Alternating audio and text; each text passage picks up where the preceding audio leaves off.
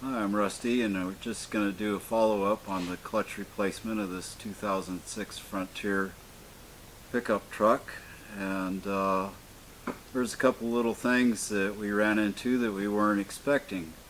One of the things was that this truck had what they call a dual mass flywheel, and we weren't expecting that, and it turns out that this flywheel was something that you can't machine. It actually has two masses of the flywheel. One has the ring gear on it, and another mass is what the pressure plate bolts to, and it rotates to the other mass of the flywheel. As we look at this clutch disc, a normal clutch disc has springs in here which absorb the shock when you engage the clutch, and this dual mass flywheel actually does that. And so when they go to surface the flywheel, this upper mass of the flywheel actually has some rotation, and they can't surface this type of flywheel because when they're rotating the flywheel, this upper mass has a tendency to rotate and jump back and forth, and so therefore this type of flywheel can't be machined. Now, we called Nissan to ask them what the cost of a new flywheel was. It was like $550 and was a week out of town. So we went to the aftermarket people and tried to get an aftermarket flywheel. It was like $350, and because we were later than 1 p.m. Central Time, it too was several days out of town. So at the choice of the vehicle owner, we did kind of an unethical thing.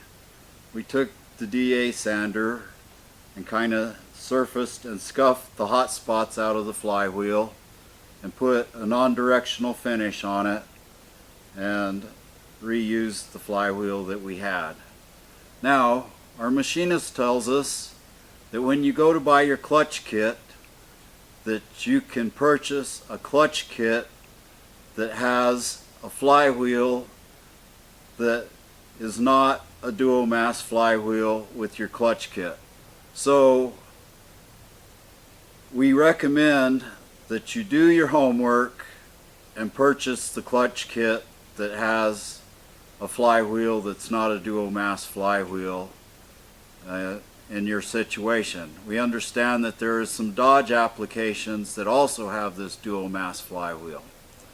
So as you look at our old clutch, you can see that it was right down to some of the rivets right here and is fairly worn out. And so when we got the new disc in, that was thicker, the new disc worked well, engaged quickly, we no longer had slippage.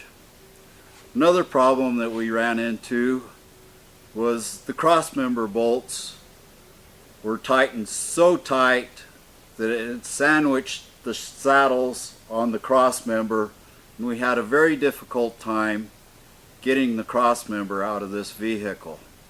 So before I put the crossmember back in, I assembled this little screw jack and attempted to wedge the saddles apart so I wouldn't have such a difficult time putting the crossmember back in.